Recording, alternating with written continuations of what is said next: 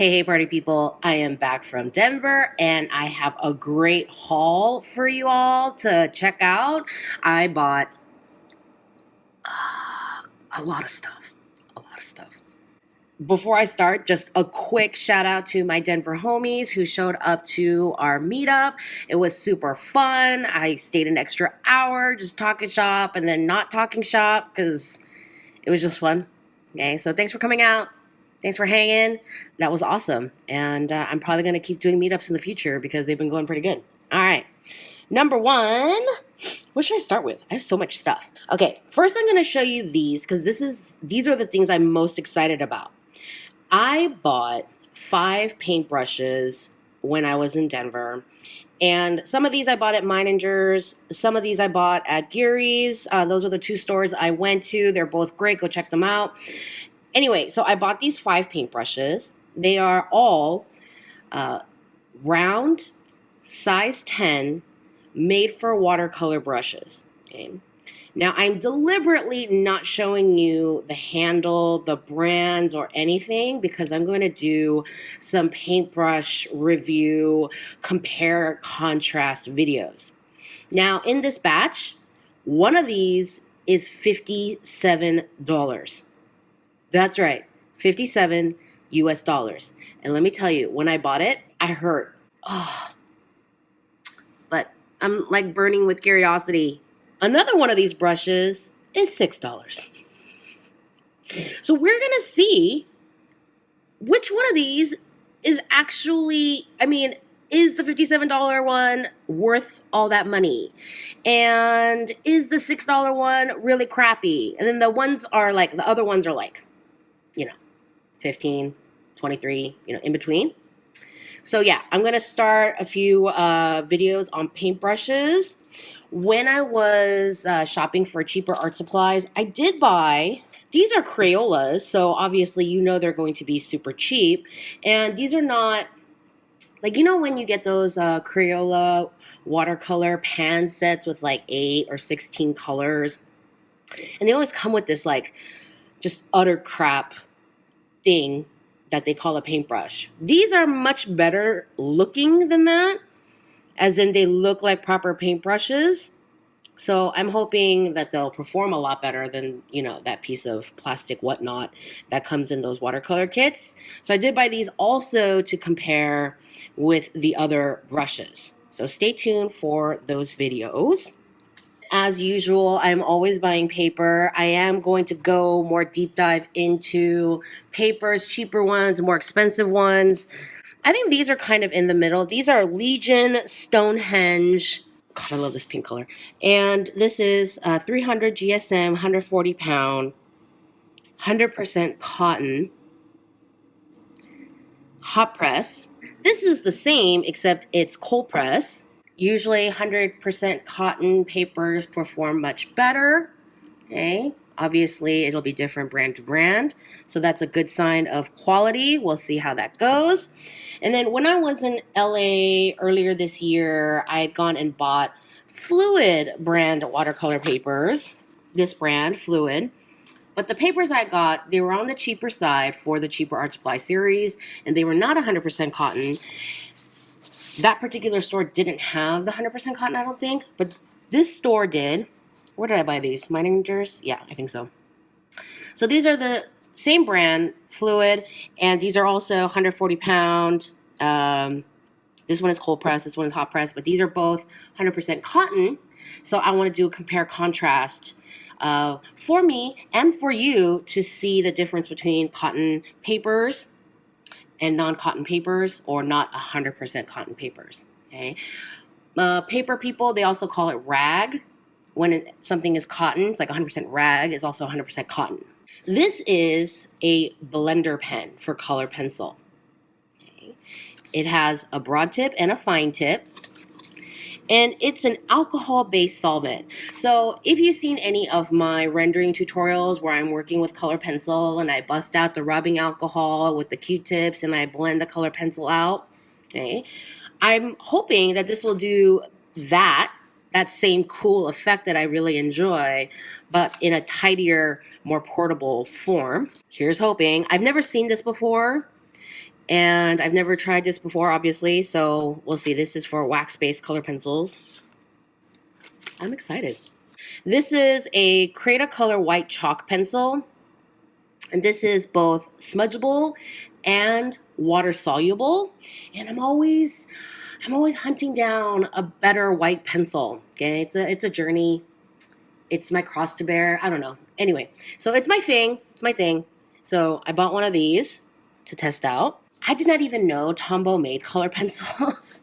I'm excited to try this new brand, or new to me brand. I also picked up some paints. If you've been watching my how to illustrate a multi-figure fashion illustration, the lineup with the football padding uniform inspired evening wear with all the pearls and the fringe and whatnot, the color story I ended up selecting for that was the one with all the pinks and the chartreuse. So I picked up a chartreuse. And if you've watched any of my painting videos, I've said over and over, you don't need to buy every paint color under the sun. Okay, a lot of the paints that I have, they're either kits, they're either like, pre-selected sets, or, I just keep buying different brands for reviews and testing. But within each brand, you don't need to buy a million colors. Unless you plan on using that color a lot, you might as well get a shortcut. Ding, ding, ding. I love chartreuse. I'm probably going to use it a lot in the future. I know I'm going to use it a lot in painting that lineup. So I got one of these. This is Linden Green. Winsor & Newton gouache is a brand that I've used a ton and love. So I figure this is going to be a good buy. And when you are buying gouache, and it's not just Winsor & Newton gouache, most paint brands have this pricing system. You see here where it says Series 2? That will indicate the price. If you look at the display and you look at the little placard in front that shows the price, many times with many brands, oil, watercolor, whatever, right? They'll say Series 1 tubes are, $4, Series 2 are $8, Series 4, they'll go, I've seen up to Series 4. Okay, there might be more. But you need to check on the tube which series your color, the color that you picked, is, and check the price for that so that you're not totally startled at the register. This is a Pabeo gouache that I did not get recently, but whatever. This is a Series 3, and so it'll have the Series 3 price. And these are based off of how much it costs to mix these individual colors with the ingredients. Okay? Different colors require different color ingredients, and so that'll affect the cost of the paint. So check that when you buy your paint. It seems to me that so many watercolorists sing the praises of Payne's Gray, and I don't know what that's all about, so I decided to check it out for myself. And you might be wondering, Zoe, it's gray. How fancy and special could it be? I don't know. So I'm going to try for myself. So I picked up this tube of Winsor & Newton. It's a watercolor, not a gouache, because I couldn't find a gouache. This is Payne's Gray. We'll see how magical it is. Did you know Caran d'Ache makes gouache? I didn't up until 2 days ago. Now, Caran d'Ache makes beautiful color pencils. Their Luminance line of color pencils is one of my favorites. They are so expensive, it hurts my teeth. That might just because I'm an old lady, but whatever. But they also make gouache. I did not know that before. Their gouache is actually really cheap. This is 10 milliliters. Your standard Winsor & Newton tube is 14 milliliters. So this is almost just over 2/3 of the size, but it's also price comparable. These are each $4.35 US.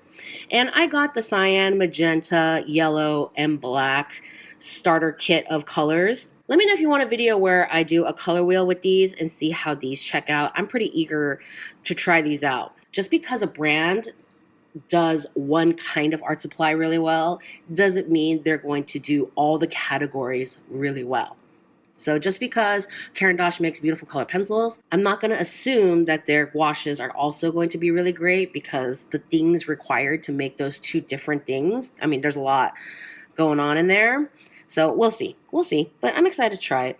So, if you are not aware, I will be continuing the Watch Me Design a Fashion Collection series, and I am starting kind of a series deep diving into creating a fashion portfolio. So, I got this book. It's an 11 by 17 formatted portfolio book with the polyglass pages. It's a multi-ring binder. I like this kind so that I can snap open the rings and take out pages. And if I need to, I can buy more pages and add them, as opposed to the books where they're just bound already and you can't add or take away pages. I prefer spending the extra money on this because it's far more versatile. This is Itoya brand. I've used a lot of these Itoya books before and I like them, so they're pretty common in the US. Anyway, so I got one of these. Do y'all remember that story where I had gone to the art store and I spent $8? And my husband, he gets alerts every time the credit card is used because he's always checking for fraud, just general safety measure. And he he saw that I'd gone to the art supply store and spent $8, and he actually thought that it was fraudulent because, like, I would go to the art supply store and spend just $8, right? This time around, when I was in Denver, he got an alert for, hundreds of dollars at the art supply store, and he didn't even blink. He's like, yeah, that makes sense to me. Oh my God. So anyway, last but definitely not least, I picked up a few books. This one is the Fashion Design Drawing Course, and it was originally written by Caroline Tatham and Julian Seaman. And I hope I did not mispronounce those too poorly. And then revised by Jemmy Armstrong and Wynn Armstrong. And the two original writers are teachers over at Central St. Martin's. And I thought, hey, let's see how they're teaching stuff over there. This one, the Watercolor Artist Paper Directory by Ian Sidaway, covers in detail the qualities of 30 different watercolor papers and their creative uses. This is basically a Geek Fest deep dive into watercolor papers. Hi, how much of that is all me? Hello. So yeah, I'm excited to read this. The author runs identical tests on all these different papers. You see that?